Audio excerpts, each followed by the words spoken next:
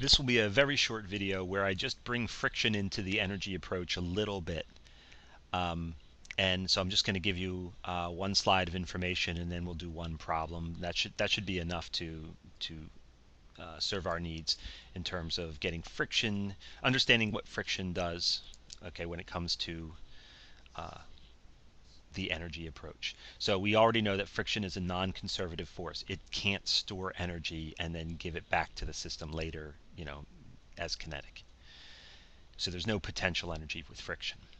But it does work, right? It's force times distance, so the kinetic frictional force, however strong that is, times however far the object moves. Okay, so there is work done. But it's non-conservative, right? So non-conservative forces take away, they sap mechanical energy, and it doesn't totally go away, but it goes into that third bin of energy that we haven't talked about much yet, which is internal energy. And remember, internal energy, all I've told you so far is that just means it's energy that is connected to temperature. So in other words, when you increase internal energy, things are warming up a bit. Yeah, so that's what friction does. It steals the energy and puts it into that third bin and warms things up. So let's look at this problem. So we have a 3.5 kilogram block.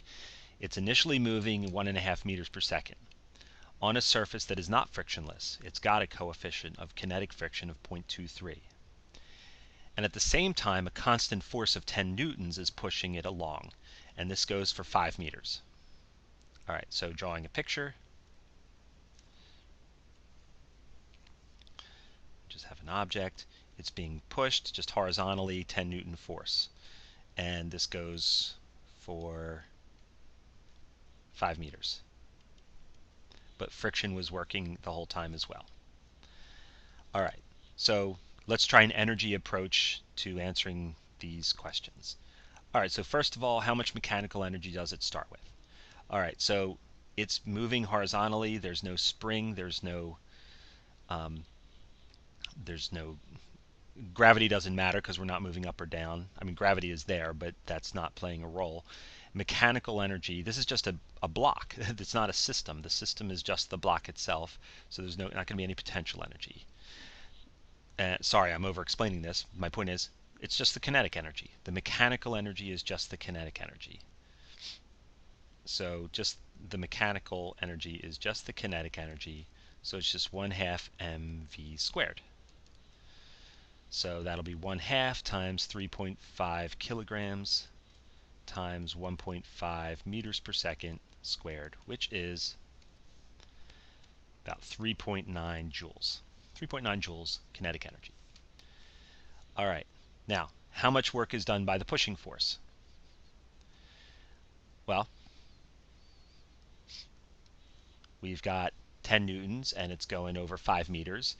The force is totally in line with the motion, so we don't have to do any angle stuff, right? So it's just force times how far it moved. So it's just going to be 10 newtons times 5 meters, so 50 joules of work. So this thing started with 3.9 joules of work, but the force, that pushing for the whole time, is actually giving it an additional 50 joules of work. Okay. Now we go to question C. How much mechanical energy does the block end with? Now, if this were frictionless, you would just say, well, it started with 3.9, we're adding 50, so 53.9 joules. But we've got friction here, so we have to figure out what friction is doing in terms of energy as well. So first, let's figure out the frictional force. Our convenience formula, because this is just a very straightforward horizontal problem, just tells us that it's mu k times mg. If you recall, that's how we figure out kinetic. That's the quick way to get kinetic friction if you're just moving along a horizontal surface. So 0.23 times 3.5 kilograms times 9.8 meters per second squared, giving 7.9 newtons. So then we can figure out the work done by friction. It'll just be Fk times d, or times delta x, just how far you go. So that'll be 7.9 newtons times 5 meters.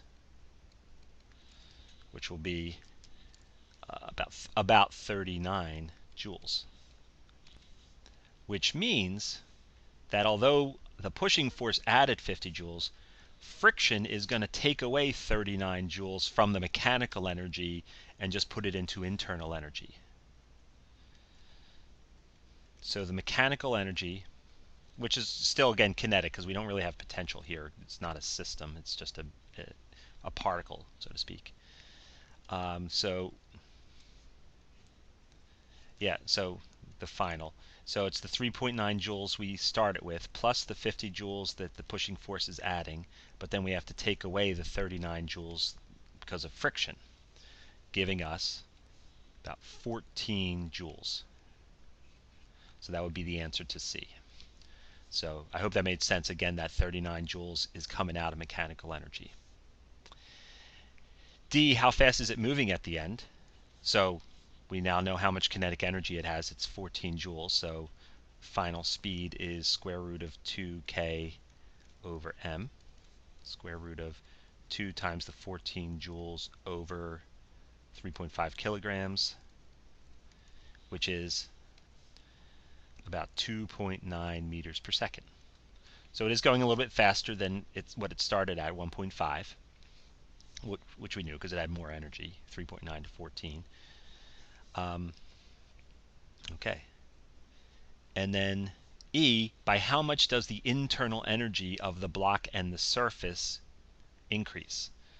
Right, so that's the work done by friction. That's going to be the 39 joules.